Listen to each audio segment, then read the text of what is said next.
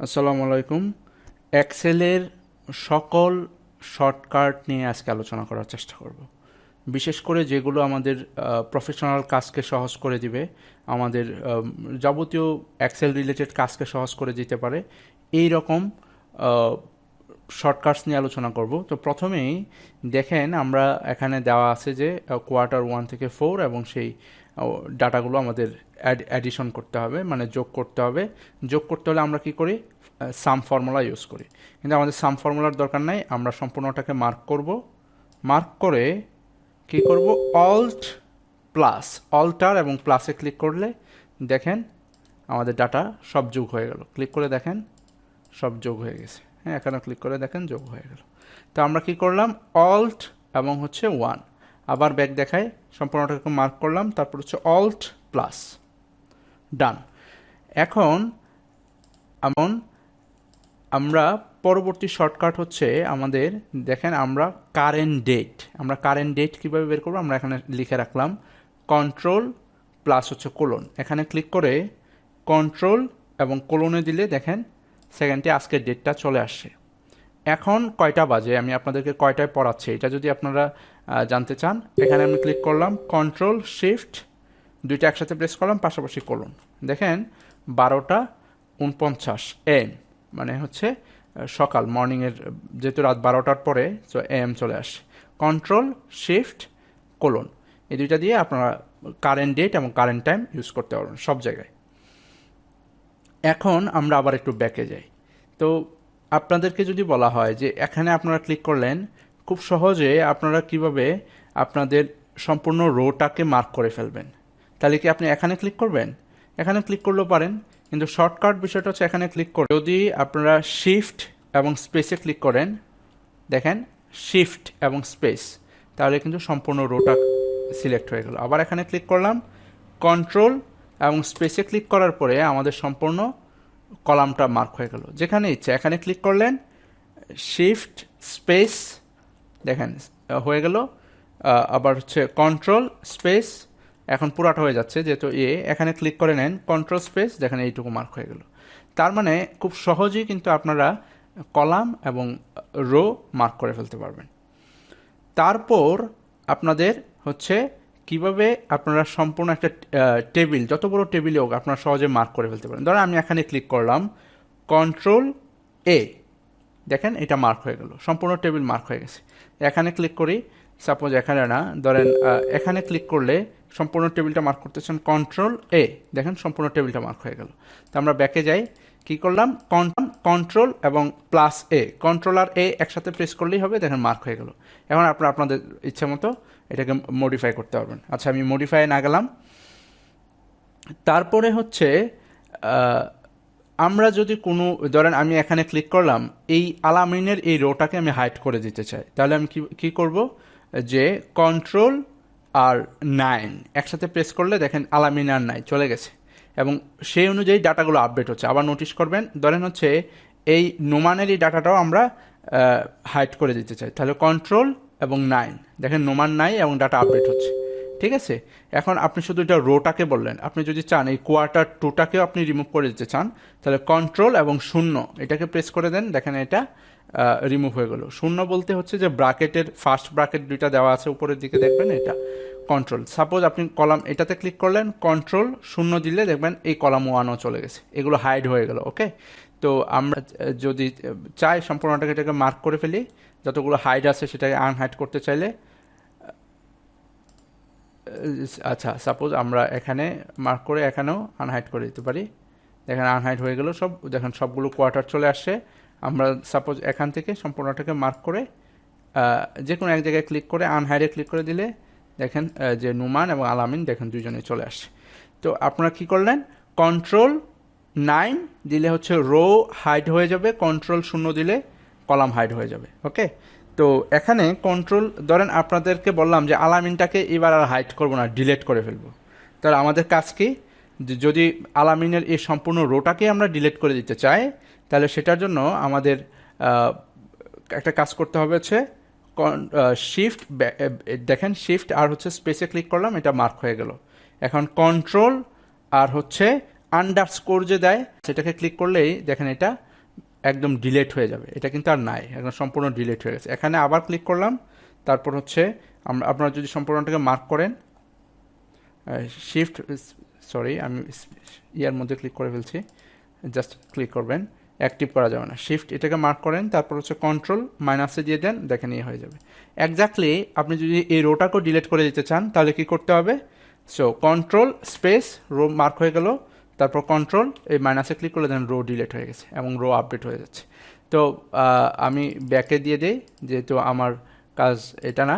তো দেখেন আমি আপনাদেরকে দেখালাম কিভাবে বিয়োগ করতে হয় এবং হচ্ছে হাইড করতে হয়, ডিলিট করতে হয়। ওকে, এখন আপনাদেরকে ডেট তো দেখালাম।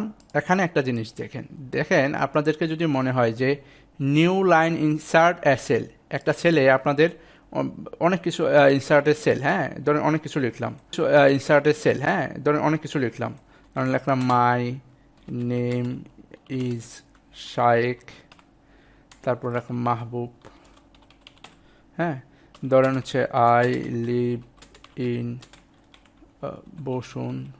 Bashundhara DH R A, suppose এইটুকুই লিখলাম। এখন আপনি চাচ্ছেন যে এটাই তো আপনার সেল, আপনার সেলের তো এইটুকুই কাজ। এখন আপনি চাচ্ছেন যে মাই নেমের পরেরটুকু টেক্সট নিচে নিয়ে আসতে।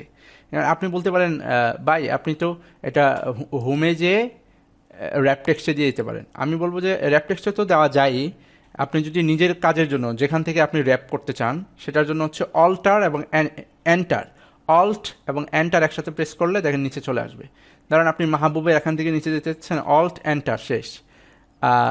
আই লিভ ইন, আই থেকে ধরেন আরেক নিচে এইটুকু, ইনের পরে ধরেন আপনি আবার নিচে যেতে চাচ্ছেন, দেখেন এইটুকু। আপনি যেখান থেকে সেলটাকে ব্রেক করতে চান, মানে সেন্টেন্সটাকে ব্রেক করতে চান, সেইটুকু আপনি নিজের ইচ্ছা মতো মুভ করতে পারবেন।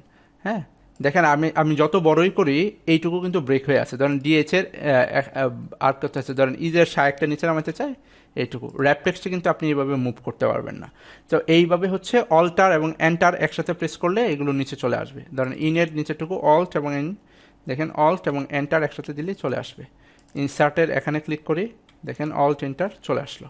তো এইভাবে কিন্তু আপনার সহজেই লাইনকে ব্রেক করতে পারবেন একটা সেলের মধ্যে। এটা কিন্তু একটা সেল, দেখেন এখানে দেখতে পাচ্ছেন G7, মানে নেম বক্সে দেখতে পাচ্ছেন G7, এটি কিন্তু একটা সেল, একটা সেলের মধ্যে আপনি ব্রেক করতে পারছেন।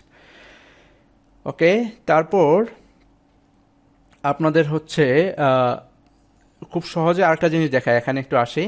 ধরেন আপনাদের কি বললাম একটু আগে, তাই না, আমরা সম্পূর্ণ এটা মার্ক করলাম। আপনাদের যদি এক সেকেন্ডে যদি আপনারা একটা চার্ট তৈরি করতে চান তাহলে সেটা কি করবেন, অল্টার এবং F1, অল্ট এবং F1টা কোথায় আছে, কিবোর্ডের একদম উপরের বাম পাশে দেখেন F1 ফাংশন 1, যেটা একসাথে প্রেস করবেন অল্ট এবং F1, দেখেন সহজে একটা চার্ট তৈরি হয়ে গেল। ঠিক আছে, দেখেন খুব সহজে সবার নাম দিয়ে চার্ট তৈরি হয়ে গেছে।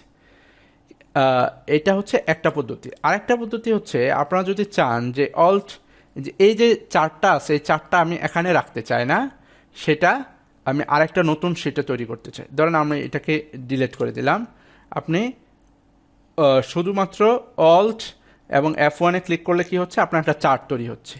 হ্যাঁ, এখন যদি শুধুমাত্র আপনি এটাকে আমরা রিমুভ করে দিলাম, F11 মানে F11 যেটা ফাংশন 11, এটাতে ক্লিক করেন, দেখেন আপনার নতুন একটা শিটই তৈরি হয়ে যাবে। দেখেন চার্ট দিয়ে একটা শিট তৈরি হয়ে গেল। এখানে কিন্তু আর কোনো ডাটা নাই, এখানে শুধু এই শিটটা আছে। কি দেখালাম আমি বললাম, শুধু এটাকে মার্ক করবেন আর হচ্ছে কিবোর্ডের উপরের দিকে দেখেন ডান পাশে F11, হ্যাঁ F11টাকে প্রেস করেন, দেখেন নতুন একটা শিট, দেখেন একটা শিট দুটা শিট তৈরি হয়ে গেল। ক্লিয়ার, বুঝাতে পারছি? দেখেন এখানে যদি আরও কিছু ডাটা থাকে, ধরেন এটাকেও আমরা মার্ক করেই দেখাই, যেন এটা মার্ক করলেন আপনি ম্যানুয়ালি, তারপর জাস্ট F11 দেন, দেখেন নতুন একটা চার্ট তৈরি হয়ে গেল। দেখেন এখানে চার্ট 1, চার্ট 2 এবং চার্ট 3। আশা করি এইটুকু বুঝতে পারছেন। এরপরে আপনাদেরকে যদি দেখায়, ধরেন আমার এখানে অনেকগুলো শিট দেখতে পাচ্ছেন, একটা দুইটা অনেকগুলো শিট দেখা যাচ্ছে। প্লাসে ক্লিক করলে তো আপনারা জানেন যে নতুন একটা শিট তৈরি হয়, ধরেন এখানে শিট 3 আছে। এবং প্লাস ছাড়াও আপনারা শর্টকাটে কীভাবে একটা শিট তৈরি করতে পারেন, শর্টকাটে শিট তৈরি করার নিয়ম হচ্ছে শিফট এবং হচ্ছে F11 দুইটা একসাথে, এবং হচ্ছে F11 দুইটা একসাথে ক্লিক করতে হবে। শিফট এবং F11।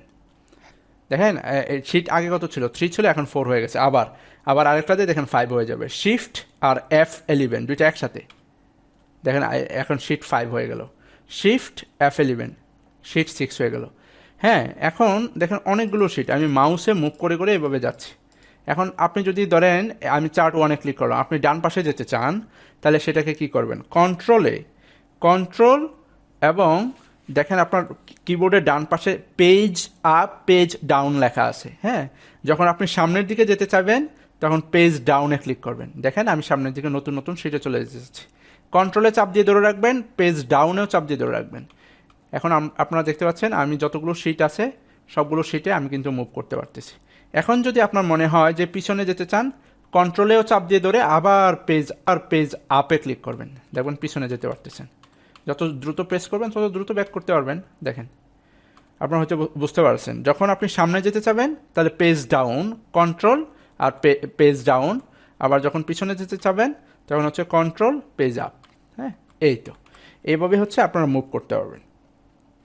এখন একটা জিনিস আপনাদেরকে দেখায় এবং এটা খুবই ইম্পর্টেন্ট, যদি আপনারা ধরে রাখতে পারেন খুবই কাজে আসবে।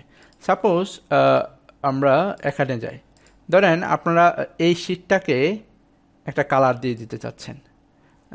হোমে গেলাম এবং এটাকে ধরেন এটা রেড, কালারটা কী করলাম, রেড করে দিলাম। এই যে লাস্ট আমার অ্যাক্টিভিটি কোনটা, এই কালারটাকে রেড করে দেওয়া। আপনি যদি চান যে এই নেমগুলোকেও রেড করে দিতে, এটাকে জাস্ট মার্ক করবেন কিবোর্ডের F4, দেখেন এটাও রেড হয়ে গেল। যে কাজটা আপনি লাস্ট করবেন F4 সেটা কি মনে রাখবে। ধরেন এটাকেও রেড করে দিতে চান, জাস্ট মার্ক করবেন F4, এটাই হচ্ছে আপনার লাস্ট কাজ। এটা আপনার লাস্ট কাজ ছিল, এটাকে সে ফলো করতেছে। এখন আপনি যদি মনে করেন যে এই শিটটাকে ইয়েলো করে দিতে চান, ব্যাকগ্রাউন্ডটা ধরেন আপনি এটার ব্যাকগ্রাউন্ডটা ইয়েলো করে দিতে চাচ্ছেন, তাহলে এই যে ব্যাকগ্রাউন্ডটা ইয়েলো করলেন, এখন আপনার লাস্ট কাজ কোনটা, এটা ব্যাকগ্রাউন্ডটা ইয়েলো করা।